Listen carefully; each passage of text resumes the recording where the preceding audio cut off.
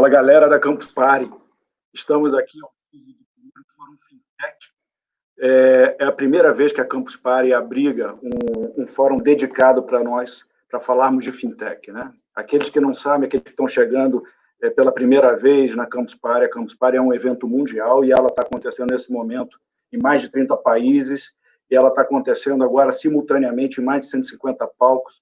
Então, e você está aqui com a gente na Campus Party Amazônia, a Campus Party que trouxe pela primeira vez o tema fintech de uma maneira estruturada. Hoje, a gente vai conversar aqui com grandes profissionais, uma constelação de estrelas importantes desse mercado. Ontem nós conhecemos aqui o fundador da Campus Party, o Francesco. Meu nome é Lincoln Rocha, eu sou o marido da Renata, eu sou o pai do Nicolas, da Sofia, e eu sou um startupeiro, eu estou dentro da Rede Seller, com muito orgulho, e eu quero agradecer aqui também o Grupo Transire, por estar ajudando, por estar patrocinando, por estar incentivando aí a comunidade manauara, a Amazônia, a se desenvolver cada vez mais dentro do ambiente fintech. A nossa agenda de hoje é crédito online, transações virtuais e o seu behavior, o seu comportamento virtual.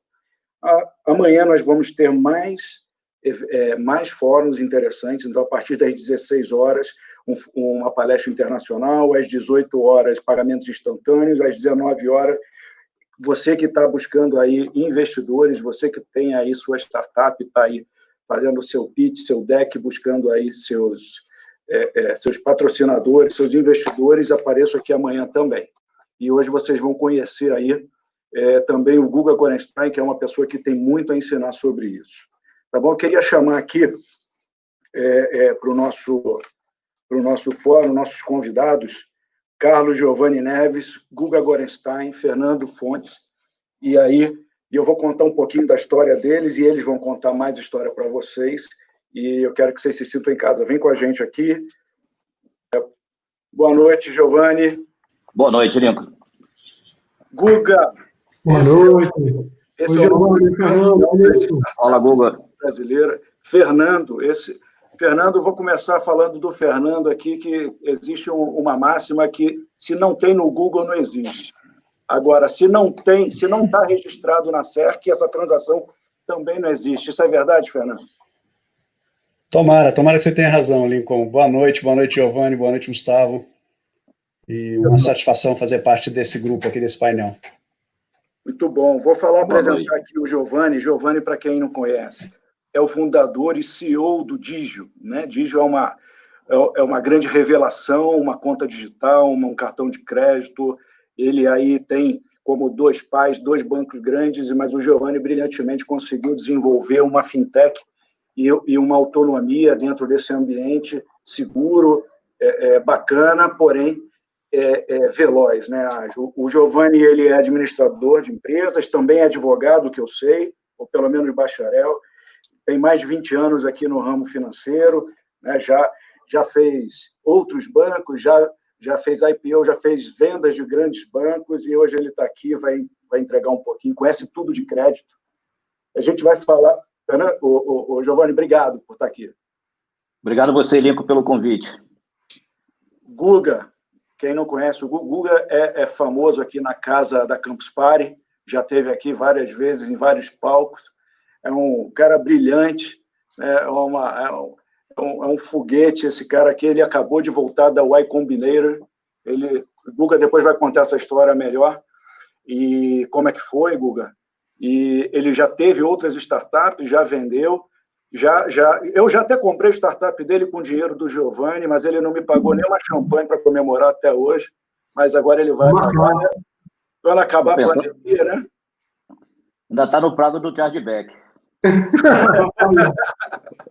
A gente faz champanhe nos três. O Guga, eu vi aqui na sua biografia que você está também como conselheiro da Dynamo. Interessante, eu não conhecia essa articulação na área política para o ecossistema de startup. Ele cursou mestrado na Universidade de Londres, ele cursou empreendedorismo tecnológico, é bolsista da Entrepreneur Summer School, da London Business School, ganhador do Challenge dos empreendedores de Londres. Enfim, esse cara é um prodígio e eu tenho a honra de tê-lo aqui.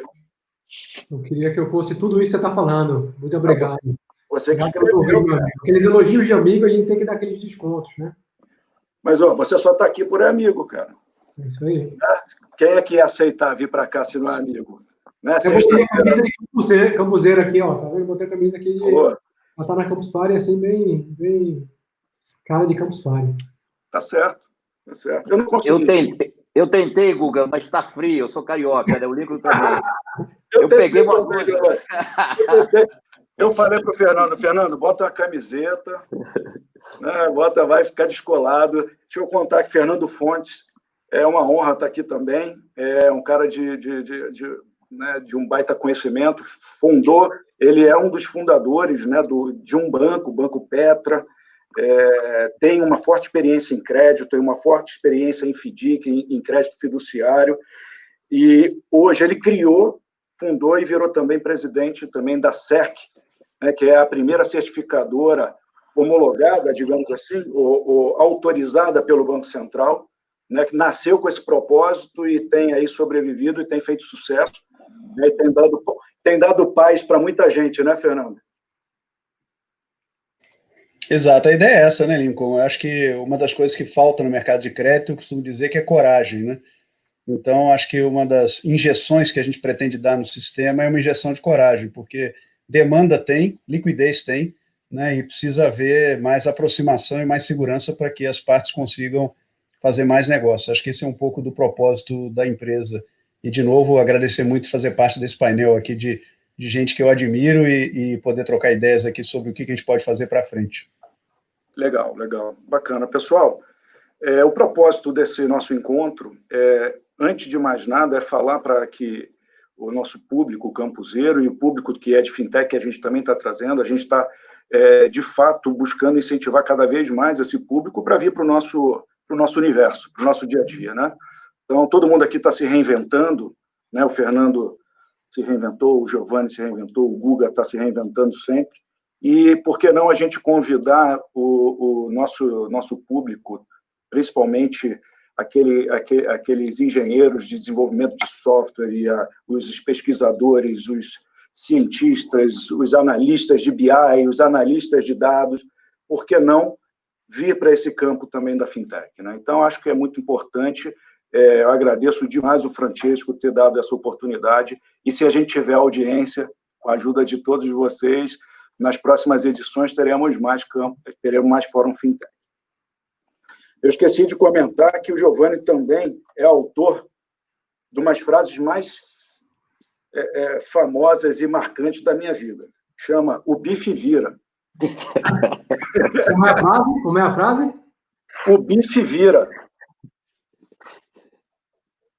Só ele entende o contexto. Cara. Um dia o bife vira, né, Lico? Fica tranquilo que essa frase, se ela não fez sentido na sua vida, um dia vai fazer. Gente, a pauta de hoje é crédito online, transações virtuais, behavior, né, behavior digital, behavior virtual, né, comportamento nas redes, comportamento do seu acesso. É tudo isso que a gente vai falar um pouquinho, mas trazendo aqui para o tema fintech, banco, crédito, né? O que é crédito? Na maioria das vezes a gente escuta essa palavra e muitas vezes entende, né, não soa tão bem, mas crédito é um motor de crescimento em qualquer país, em qualquer economia, né? Existe um equilíbrio, né, entre poupadores e tomadores. Existem tomadas de crédito que nem sempre é por necessidade, sim por um alongamento de prazo, porque o plano é muito maior. Então, de uma maneira geral, o crédito é positivo, né, tanto para o consumo, mas muito mais para investimento de longo prazo, para criar oferta, para criar emprego, para criar economia, para aumentar, para expandir a economia de cada sociedade, de cada comunidade, de cada país, localmente ou globalmente. Não importa, o crédito é um papel aqui que nós todos aqui vivemos, nós todos aqui passamos, e é um problema que as fintechs também buscam resolver. E hoje eu vou buscar desse grupo aqui seleto, né, o que eles pensam sobre isso. E aí, mas antes disso eu quero saber como é que Como é que vocês chegaram nesse mundo agora de fintech? Cada um começou por um lado, um banco mais tradicional, o outro começou um banco mais jovial, o outro já começou direto nas startups. Como é que a vida de vocês chegou nisso, começando aí pelo Giovanni? Lincoln, na realidade, eu não estou no mundo das fintechs, né? Porque eu sou um banco, né? A nossa origem é banco. Então, a gente está criando uma nova categoria, né? Não sei se existe, a gente tem divulgado para o mercado que nós somos uma Bantech. A gente tem a solidez dos bancos, porque o acionista do dia são dois dos maiores bancos da América Latina, que é Bradesco e Banco do Brasil, e a gente tem uma agilidade de uma fintech. Então, nós somos uma Bantech, algo novo. Não sei se existe o neologismo. Passa a existir agora. Eu andei falando numa revista, vai acabar. Agora vai virar mundial, o Fernando vai registrar lá na frente. Tá legal. Mais uma frase do Giovanni. Bicho, vira sacanagem. Eu tá falando aqui na rede que eu estou acompanhando. Não, contar rapidamente que o nosso tempo é curto. Eu fui militar, né? E entrei no mercado financeiro pela Fininvest, tive passagem pela BRR, Banco Cidade, Santander. E do Santander eu saí para montar um banco de varejo, né? E acabei auxiliando na montagem do Banco IB, que era da Hold da Cofra, que é dona da C&A também do Brasil. Quando vendeu a operação, nós vendemos para o Bradesco, vendemos o Banco IB, vendemos a IB Promotora e a IB Corretora, em 2009. Em 2011, aí quando eu fui para o Bradesco, eu era diretor de cartões do Banco Bradesco. Em 2011, nós vendemos a IB Promotora para a CBSS, que era a antiga Visa Vale, que hoje se chama Lelo, né? Companhia Brasileira de Soluções de Serviços. Montamos o Banco CBSS e esse era um banco de back-office que ia atuar para auxiliar o negócio da IB Promotora.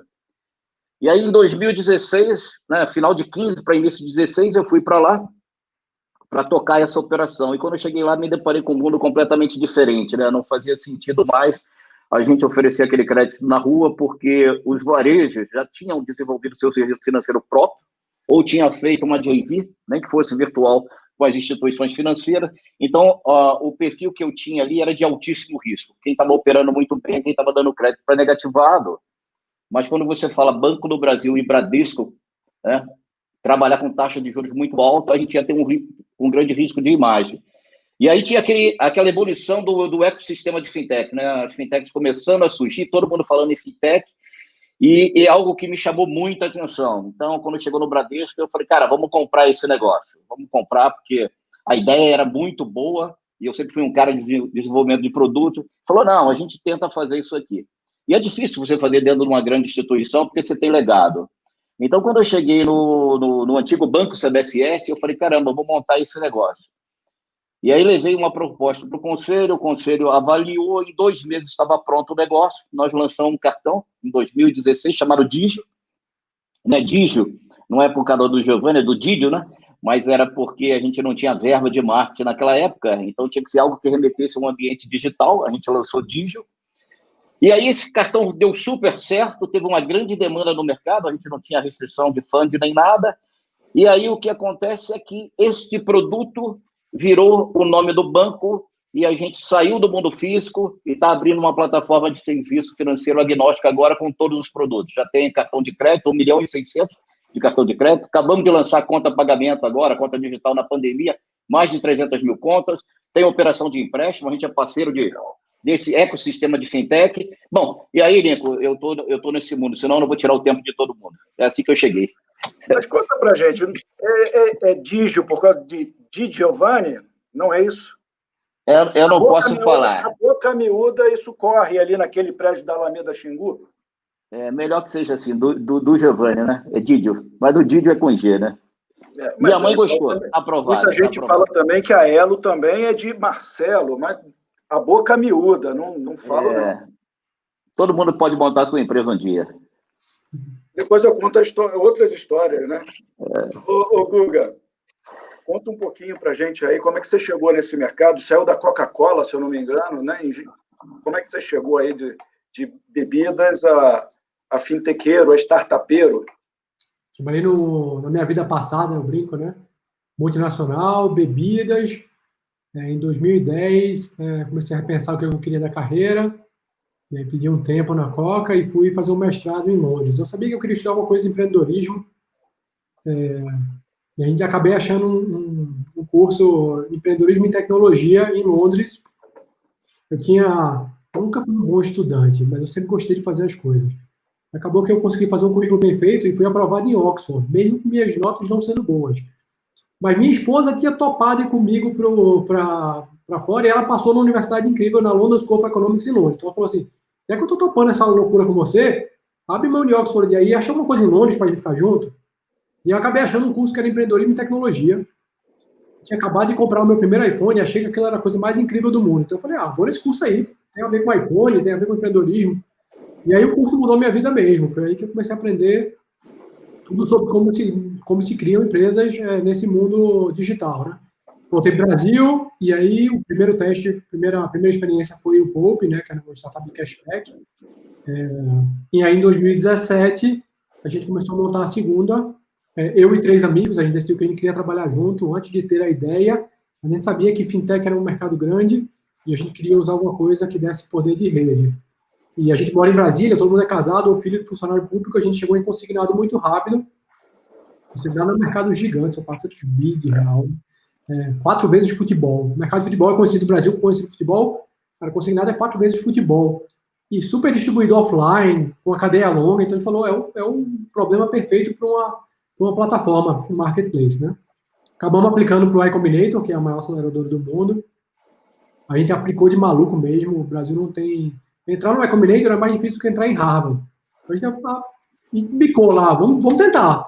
E aí eu sempre brinco que os caras erraram lá na seleção e botaram a gente para dentro. Isso foi em 2017, a gente voltou em 2018, fizemos a primeira parceria com o Banco do Brasil para criar a primeira API de crédito do Brasil. A gente criou uma API com eles que dava empréstimo 1 minuto depois na conta, então empréstimo consignado em 5 minutos. De lá para cá a gente tem mais 4 bancos entrando na plataforma que está ajudando as pessoas a compararem e contratarem consignado online. Um pouco da história. Você é bom de contar história, né, Guga? Pô, cara, a gente precisa fazer alguma história juntos, Guga. Vamos embora. Você contou a história, passou para Oxford. Depois contou outra história, passou para Londres. Contou uma história, a gente comprou o Poupe. Contou outra história. Você é bom de contar história. E agora, até o Banco do Brasil. Devo estar bom nisso. Cara, você é muito competente. Você é muito competente. Fernando, conta um pouquinho como é que você chegou lá num banco, né, super dedicado a FDICs, a estruturação de operações estruturadas, e agora registrador. Conta um pouquinho para a gente aí, o que a SERC faz também. Vou voltar um pouco mais, porque eu comecei nos anos 80, final dos anos 80, era garoto, comecei a trabalhar no mercado de capitais, quando a gente nem sabia que a gente era offline, já era offline naquela época, mas a gente não se chamava de offline porque a gente não tinha um online. E todo o processo de negociação de investimentos era físico. Você tinha um pedaço de papel que dizia que você comprou um CDB, ou um pedaço de papel para dizer que você comprou ações, para receber um dividendo. Eu não conheço isso, não. Não conheço isso, não. Não é do seu tempo. Não. Não é do seu tempo. Você recebeu um dividendo do Banco do Brasil... Não, já comecei a comprar, foi no celular. Então, antes de você nascer, era assim, você tinha que cortar com a tesoura um pedaço do título, levar no Banco do Brasil para receber o dividendo, você dependia de buscar um cheque de uma ação que você vendeu, então tudo era offline e eu acompanhei o processo de transformação digital do mercado de capitais, do mercado de investimentos. Ao longo de 15, 20 anos, esse negócio foi desse mundo físico offline para um cenário onde você entra no celular, abre conta, compra qualquer produto financeiro, sem precisar de nenhum processo físico e fazendo isso em 1 minuto. E aí, no início dos anos 2000, descobri que existia uma tecnologia financeira chamada de securitização, que utilizava no Brasil um veículo que é o Fundo de Investimento em Direitos Creditórios, o FDIC, e falei, poxa, esse negócio é muito bacana porque é uma tecnologia para transformar crédito em investimento e promover todo o processo de ampliação do mercado de crédito no Brasil. Só que quando eu me aproximei dessa operação, desse ambiente de tecnologia de securitização, descobri que do lado do investimento a coisa já era digital, mas do lado do crédito não era. Eu voltei no tempo, era uma máquina do tempo. No início dos anos 2000, eu me senti de volta nos anos 70, porque o mercado de crédito continuava tendo os mesmos processos manuais, físicos, com risco operacional altíssimo, com custo muito alto, que acabavam repassando para o custo do crédito no Brasil toda essa ineficiência. E aí me dei conta de que tinha muito para ser feito do ponto de vista de tecnologia, porém, dependia muito também de regulação. E que o mercado financeiro e o mercado de capitais no Brasil, ele depende de inovação regulatória acompanhando inovação tecnológica, porque se não tiver segurança jurídica, você não consegue ter crescimento de nenhuma categoria de produto ou de crédito. Então, a gente montou a CERC, eu saí do Banco Petra, que eu ajudei a fundar, que foi egresso da Petra Corretora, que eu ajudei a fundar lá em 1999, para me juntar ao Marcelo Maziero para montar uma nova infraestrutura de mercado que fizesse aquilo que existe hoje no mercado de capitais para instrumentos financeiros mais sofisticados, como ações, debêntures, etc., para todo mundo do crédito e principalmente de recebíveis, né? Pegando aqui uma menção do Google aqui sobre o tamanho do mercado de consignado. O mercado de consignado é um mercado de 400 bi que há 20 anos atrás não existia. No início dos anos 2000, né, nós tivemos lá no primeiro governo Lula a criação do crédito consignado no Brasil e foi a regulação do crédito consignado que deu a oportunidade de se edificar um mercado de 400 bi de crédito com taxas muito mais competitivas do que o crédito pessoal tinha até então. Então, a grande aposta da CERC é na combinação do efeito da inovação tecnológica com a inovação regulatória, porque essas duas coisas, quando elas se combinam, elas de fato produzem um enorme impacto no mercado de crédito. E os recebíveis, né, de certa forma, são para as empresas aquilo que o consignado é para as pessoas físicas, porque as pessoas físicas, quando fazem um consignado, na verdade estão dando seu recebível em garantia, o recebível do salário, o recebível da pensão, por exemplo, de uma pessoa que recebe do INSS. E os recebíveis para as empresas, eles têm o mesmo papel. Então, a CERC, ela veio e foi idealizada para tentar viabilizar um mercado tão importante para o mundo de empresas como o mercado consignado se tornou para o mundo de pessoas físicas, pegando um gancho aqui na exposição do Google. Fernando, eu também, só fazendo uma... Isso aqui é o bate-papo, tá? Acho que isso alavancou demais também a necessidade de ter uma certificadora a partir de 2010, 2011, com a quebra de alguns bancos, né? O caso mais famoso do Banco Pan, naquela época, até porque eu estava lá dentro, então eu vi aquilo acontecer de perto, a questão de você registrar, né, a sessão, o recebível e a sessão, né? Então, isso é muito importante também, e bem legal. Eu tenho um tema, indo agora um pouquinho para o behavior digital, e eu queria saber a opinião do Giovanni. Eu chamo de rastros digitais, né? Giovanni, você trabalha o tempo todo com crédito, nasceu nesse mercado, e hoje você, né, é uma das Bantecs, mas, né, ainda caracterizando essa nova onda de bancos mais ágeis, menores, dedicados. Você é dedicado a crédito, e a sua experiência. O que você tem visto? O que te ajuda? O que te impulsionou? Dados digitais? Como é que você tem trazido esses dados de comportamento digitais para a sua análise de comportamento? Isso te ajuda? O Lincoln, o que acontece? O banco, quando a gente saiu do mundo físico e foi para esse ecossistema, a gente resolveu se aproximar muito das fintechs e utilizar as fintechs como um canal de distribuição, né? Então, hoje, as grandes fintechs operam com o Banco Digio. Quem está por trás ali na concessão do crédito na CCB é o Banco Digio. A gente deve ter pelo menos um quarto desse mercado. Quando a gente fala de crédito, tem muita coisa que não mudou ainda, né? Eu acho que o mais importante do crédito são os 3 Cs, né? Então, capacidade de pagamento, né? Capacidade de localização e o caráter. Agora, quando a gente vai para o mundo digital, além daquele crédito tradicional, agora que a gente fala que é o offline, né? Que são as consultas aos birôs de crédito, aí depois a gente colocou o SCR. Quando a gente vai para o crédito digital, ou quando você fala a pegada, o behavior, o que for, a gente consegue colocar mais variáveis no nosso modelo, né? O pessoal fala em dados não estruturados, mas, de fato, eu vou te citar alguns exemplos. Por exemplo, a gente está observando, né? E isso é algo novo, mas que a marca do celular discrimina risco, né? Existem marcas mais premium e marcas nem tanto. O modelo do aparelho ajuda a discriminar risco. A memória, porque memória implica também em valor, né? quanto cada aparelho tem de memória. A gente utiliza também para tomar decisão quantos apps o cara tem baixado, que tipo de apps ele tem. Então, eu consigo saber se ele é bancarizado ou não bancarizado, por saber se ele tem aplicativos de instituições financeiras no device dele. Além do crédito, a gente utiliza muita coisa para autenticação, porque mais importante do que conceder crédito no mundo online é a autenticação. É saber que quem está do outro lado do device é, de fato, aquele proponente, que o Lincoln, que está pedindo o crédito, é o Lincoln que está do outro lado.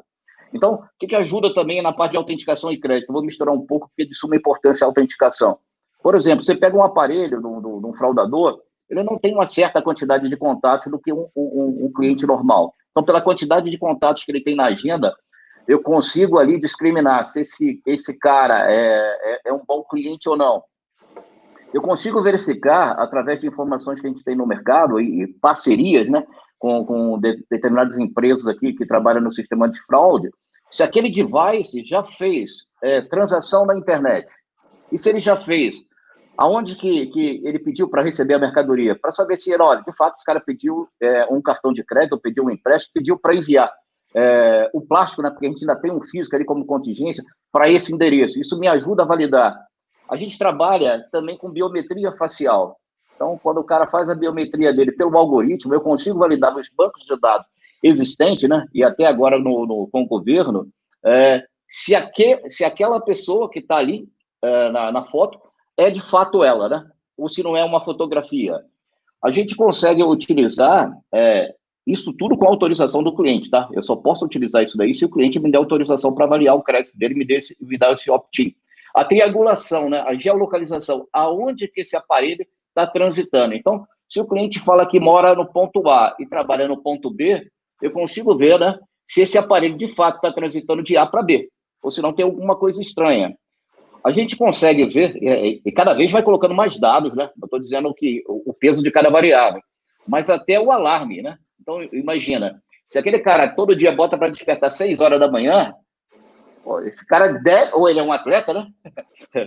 Ou esse cara está indo trabalhar. Então, a gente consegue utilizar todas as informações disponíveis que tem com a anuência do cliente para tomar a decisão de crédito, tá? Então, tudo que tu imaginar que existe no aparelho dele, a gente vai utilizar. E tudo que tiver de informação do cookie da internet com autorização do cliente, a gente vai utilizar no modelo. Então, o nosso modelo hoje não é mais aquela matriz combinada, onde você trabalhava com 2 birôs grandes e você definia um ponto de corte por apetite a risco. A gente bota mais dados no modelo, cria uma função matemática e aí toma mais decisão baseada em rentabilidade. Mas é muita coisa em desenvolvimento, tá? Então, deixa eu só reforçar para quem está assistindo, é legal, e eu vejo sempre nas entrevistas todo mundo falando, olha, a gente tem machine learning, nosso modelo usa machine learning. A inteligência artificial, a gente usa a inteligência artificial.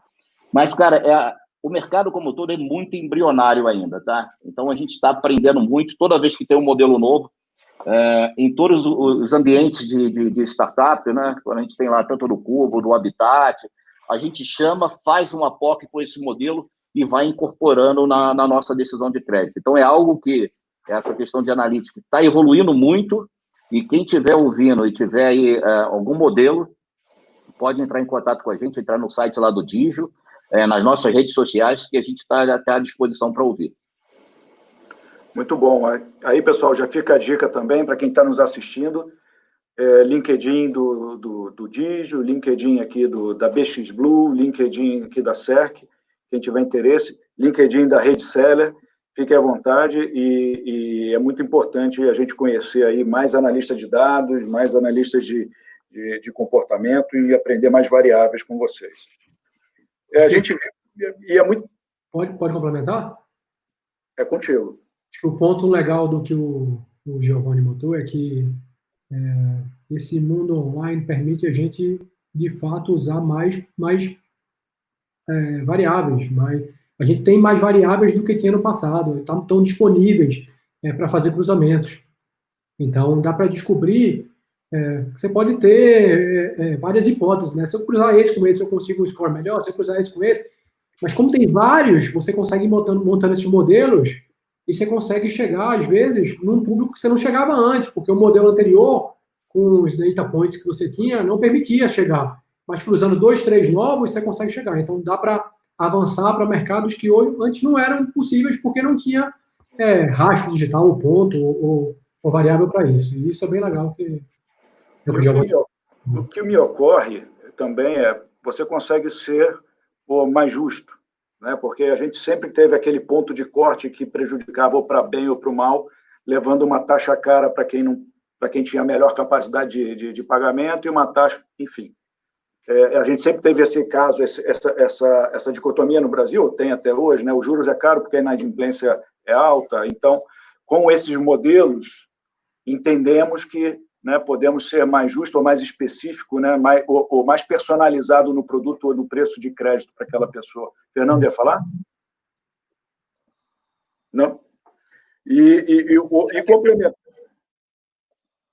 complementando, já que a gente tem de um lado do balcão mais informação, né, para o decisor, para o ofertante de crédito, aquele que está pedindo crédito, Guga, me conta nessa visão, porque eu sei que a BX Blue, ela não é só isso, mas ela tem uma forte especialização na experiência. Né? Entender que quem está do outro lado do device, quem está do outro lado do aparelho, quem está do outro lado do computador, está fazendo um pedido de crédito e aí você busca dar melhor experiência, mais velocidade, mais conforto e o que você entende que a tecnologia pode ou está fazendo e o que a BX Blue está fazendo sobre isso? Eu acho que a tecnologia começa com o que o Giovanni falou, né? Que a gente consegue pegar mais pontos de dados e ser mais personalizado, ou chegar em lugares que não chegava, ou criar modelos melhores, né? Mas, então, você começa tendo produtos melhores para oferecer. Mas a tecnologia permite você chegar onde você não chegava. Se a gente pensar no mundo offline, quando não existia esse nome, como o Fernando falou, né? Tem lugares no Brasil que não tinha presença de banco, ou tinha um correspondente que representava toda a região, e o que ele oferecia era o que estava disponível, né? Então, logicamente, hoje a gente consegue chegar em qualquer lugar. Giovanni consegue botar o empréstimo dele em qualquer município dos 5 mil municípios do Brasil, e a BX está fazendo isso. Então, o que a gente faz na BX é que, independente de onde você está no Brasil, você vai conseguir comparar várias oportunidades de consignado e escolher aquela que for melhor para você. Transparente. A BX não tem espaço patrocinado para cima ou para baixo. Está transparente ali as opções. Você vai escolher a opção que para você for melhor, que às vezes é a taxa mais barata, às vezes é receber mais rápido, às vezes é porque eu quero contratar no papel, porque eu acredito que o papel é mais seguro, às vezes é contratar online. Você escolhe e já contrata e recebe o dinheiro o mais rápido possível. Então, vai dar transparência e comodidade para quem mais precisa. Uma parte grande do público da gente é aposentado, que eu acho muito legal, porque quando a gente fala em acessibilidade, uma das coisas legais de tecnologia é a acessibilidade. Se tem um público que precisa de acessibilidade, é um público mais velho, que tem uma promoção mais difícil. Que imagina, eu quero comparar e preciso de empréstimo, eu preciso em 4 bancos diferentes, então a gente dá essa acessibilidade também para ele. Isso é um pouco do que a gente tem feito. E o teu cliente, ele tem percebido ele tem demandado por toda essa experiência? Como é que ele te demanda? Como é que você sabe se ele está aderindo, se ele não está aderindo? O teu funil de vendas, você consegue enxergar essa exigência, até de preço, não só de experiência, mas se o fluxo está bom, se o onboarding está bom, se o preço ele aceitou, como é que você percebe o cliente hoje? Do mesmo jeito que a gente tem, que a gente falou que tem vários data points para fazer uma modelagem de crédito, a gente também tem todo o funil de venda mapeado, né? Então eu consigo ver onde as pessoas estão parando, se elas estão parando na hora de enviar documentos, se elas estão parando na hora de proposta. Botamos lá a proposta, a gente está com a taxa incrível lá, porque um dos nossos parceiros botou uma taxa matadora e não está fechando. Então a gente consegue mapear aquilo ali e entender para o usuário. A gente faz NPS, aquela pesquisa NPS, que é Net Promoter Score, de 0 a 10, quanto você indicaria para um amigo. NPS geral da área financeira é 50 e alguma coisa, né? É neutro. A XP divulgou, acho que semana passada, 79. XP divulgou 79, o Nubank fala em 87. A BX está mais de 3 meses acima de 90. Então, esse é um dos jeitos que a gente vai medindo, assim. Estão chegando estão chegando na tela de proposta, qual é a conversão de proposta. Ou seja, se a conversão estiver baixa, a gente não está conseguindo dar uma comparação boa. A gente tem parceiros, mas a comparação não está boa. Ah, está parado em documento. Então, a gente não conseguiu dar uma boa forma dele enviar o documento dele online. E no final de tudo isso, a gente pergunta para ele como é que ele avalia a jornada. NPS é muito importante, ele nasce daquele estudo, ele faz a correlação que cliente satisfeito versus empresas que duram, né? Então, eu sempre fui, desde que eu conheci esse indicador, que hoje é bastante comum, mas pouca gente leva ele a sério, né? Então, agora a gente está começando a ter gente levando a sério. Tem uma pergunta aqui, eu vou pedir para botar a pergunta aqui, uma pergunta do público, está bombando, o YouTube está bombando, as perguntas estão bombando. Eu ia pedir para a Valéria botar aqui a pergunta. Se eu não me engano, a pergunta é do Hugo. Ele fala o seguinte: Giovanni, na avaliação de risco, vocês também utilizam comportamento baseado nas redes sociais do usuário? Você consegue e isso já está dentro de algum modelo de vocês? Lincoln, tem até mais aqui, eu estou vendo o pessoal perguntar aqui se a gente utiliza, né? Acho que tem muita gente que fala que utiliza, o Digio não utiliza isso no algoritmo dele. E eu vou te falar o porquê. Porque nas redes sociais, o consumidor, ele coloca aquilo que ele gostaria de ser, né? Não aquilo que ele é. Então, às vezes, a gente utiliza a rede social como uma forma auxiliar do crédito, não está no automático. Então, eu vou lá, às vezes, pesquiso, mas é algo manual e pontual. A gente não utiliza a rede social para pontuar, muito em função, porque a gente sabe, né, na rede social tudo é maravilhoso. Então, a gente não está utilizando lá, não adianta postar a Ferrari nem o iate, que não vai ajudar no crédito. Eu concordo, e acho que ele é muito útil para a prevenção, né? Para prevenção à fraude, né? Para a segurança. Então, exatamente isso. É que eu não posso falar, não posso comentar tudo da prevenção, né? Porque os fraudadores são muito inteligentes, mas a gente utiliza isso daí sim na parte de prevenção à fraude. E temos outra pergunta também, e já vou pro Fernando, deixa eu achar aqui, deve ser Kátia Cristina. Vocês conseguem, esses rastros, configurar o percentual, deixa eu entender aqui. Vocês conseguem, por esse rastro, configurar o percentual do cliente, se ele é conservador ou não? Então, assim, isso é preditivo ou não?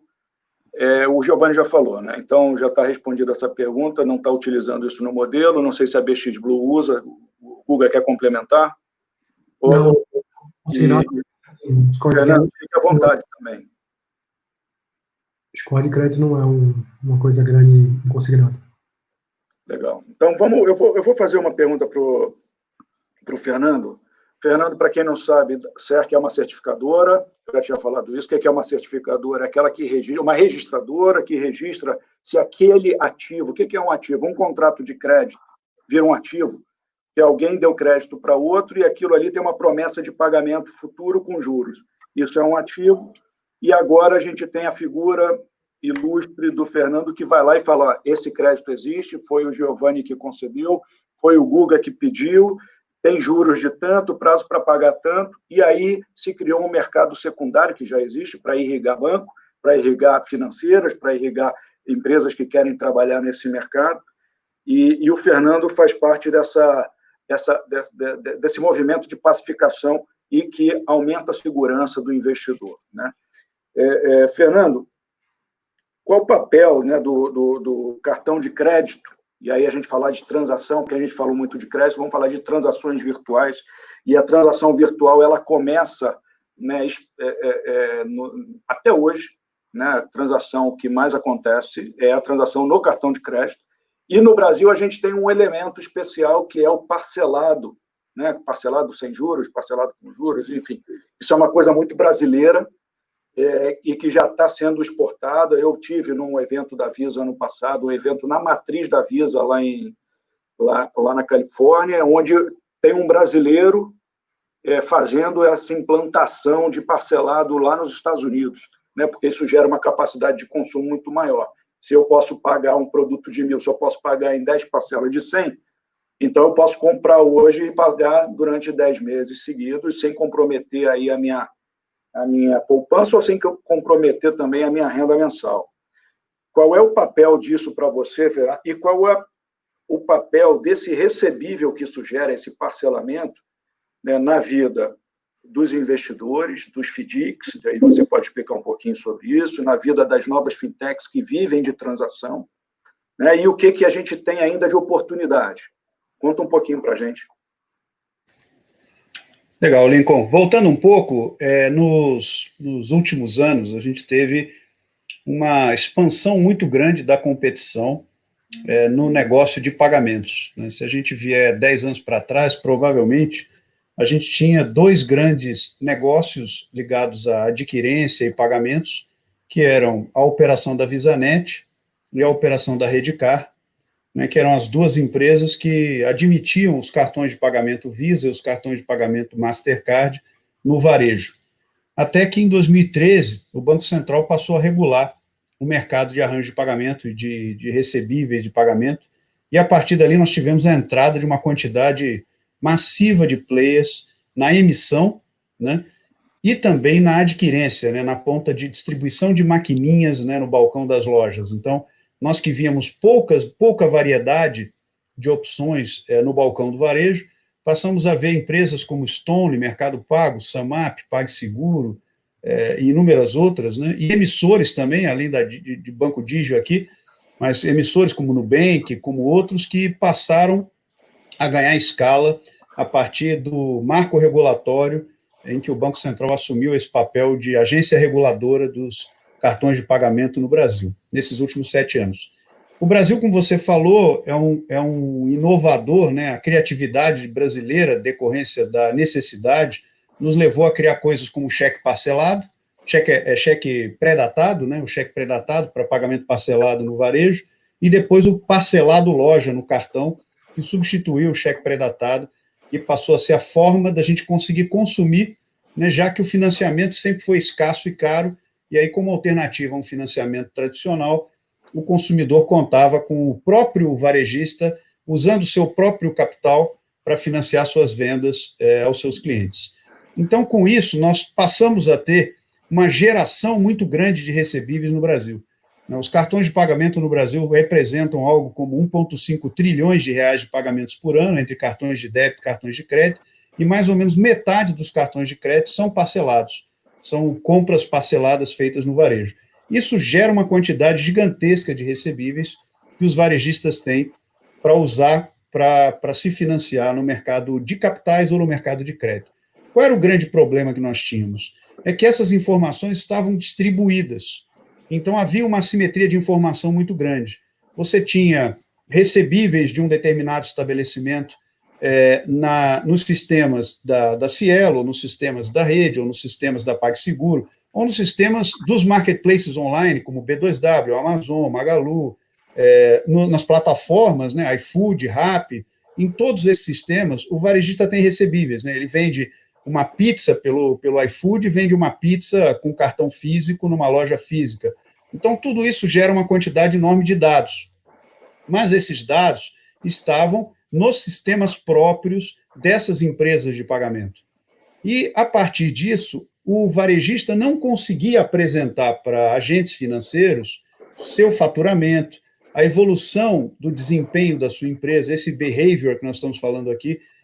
Você teve queda de venda ou a sua venda ficou estável agora na Covid, por exemplo? O varejista não conseguia apresentar essas informações de maneira estruturada para o mercado e nem oferecer os seus recebíveis para uma operação de mercado de capitais, né, como os fundos que compram esses recebíveis, os chamados FDICs, ou numa operação de crédito bancário tradicional, para obter um empréstimo, por exemplo, no Bradesco ou no Banco do Brasil, ele não conseguia apresentar todas essas informações. Por isso, houve uma intervenção regulatória do Banco Central.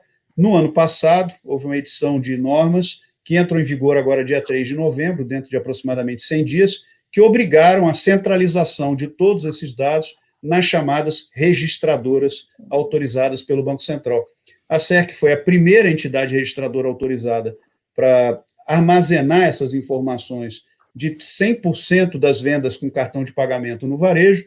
Há outras empresas que também vão atuar nesse segmento, e essas empresas todas vão interoperar por meio de um ambiente que elas construíram conjuntamente, e com isso o varejista vai poder dar autorização, já no paradigma da LGPD, né, autorizar o acesso aos seus dados dentro de um sistema centralizado para qualquer agente financeiro, para que ele possa fazer uma oferta de crédito competitiva, né, como o Guga mencionou aqui, o modelo BX Blue, que ele consiga usar os recebíveis dele para conseguir crédito mais barato e mais abundante. Então, como eu mencionei no início, eu acho que não precisamos abrir mão daquilo que o Brasil construiu do ponto de vista de soluções para financiamento do consumo. Parcelado Loja ele tem um papel estratégico para a sociedade brasileira, mas conseguindo viabilizar o uso desses recebíveis de uma maneira simplificada pelo varejista e com ampla competição no mercado de crédito por esse ativo, a gente pode conseguir trazer uma redução de custo e uma ampliação do financiamento para o varejo. Tá? Gente, estou tendo uma boa notícia aqui. A gente está ganhando um pouco mais de tempo. A gente ia ter que terminar em 4 minutos, e para a alegria de todos e pelo conteúdo que tem nessa mesa aqui, Giovanni, pode abrir um vinho para a gente? A gente vai ficar mais um tempo aqui. Não, essa é a facilidade. Eu vou abrir, mas vou beber sozinho, né? Isso aí não dá. Aí não dá. Vou abrir, então, um bom vinho aqui para você, Lico.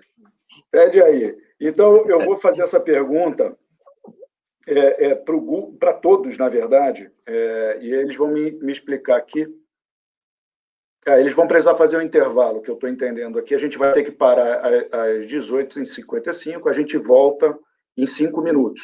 E aí dá tempo do Giovanni pegar o vinho lá e o Guga, cada um pegar. Eu estou no escritório, eu não consigo, não tenho vinho aqui. Mas tudo bem. Pessoal, a gente vai ter um intervalo e eu quero pedir para que vocês que têm pergunta, pode mandar aqui, a gente vai estar selecionando. Depois a gente vai ter mais meia hora. Temos pergunta, temos aí mais um bom tempinho para fazer. Fiquei feliz até com essa notícia aqui. A gente vai falar no próximo bloco sobre peer-to-peer, a gente vai falar um pouquinho sobre PIX, vamos falar um pouquinho mais aí da oferta de novos produtos de crédito, de inovação no crédito. Tem inovação no crédito? Não tem inovação no crédito? E tudo isso vai ser muito bem debatido e com tranquilidade. Agora, só para complementar o que o Fernando falou sobre o registro, então, a gente tem uma peculiaridade no Brasil e que permitiu que ele também alavancasse o negócio das subadquirentes, né, em virtude do parcelado. Você tem aí o pagamento 30 dias e o parcelado, isso gera uma oportunidade de trabalhar no funding ou na antecipação, e uma vez isso acabado, como é que fica o futuro das empresas de pagamento na ponta da captura, né? Isso já foi circulado algumas vezes, né, de fazer pagamento em D+1 ou D+2. Quem é do nosso setor sabe o que a gente está falando, mas eu vou explicar um pouquinho no próximo bloco. Mas o que eu quero dizer apesar do modelo ser um modelo distinto do mundo, isso abriu oportunidades, né? Porque muitas empresas conseguiram se financiar com esse modelo, o consumidor conseguiu se financiar com esse modelo, né? E o comerciante conseguiu vender mais com esse modelo. Eu acho que, se isso acabar, o que você imagina, Giovanni, Guga e Fernando? Vou deixar essa resposta para o próximo bloco, para a abertura do próximo bloco, mas essa é o grande risco desse negócio, né? A gente não ter mais esse financiado. Então, galera, a gente pode sair, fazer uma interrupção e vamos voltar. Até a próxima. Quanto tempo, Lincoln? 5 minutos. 5 minutos. A gente volta às 19h. Faz a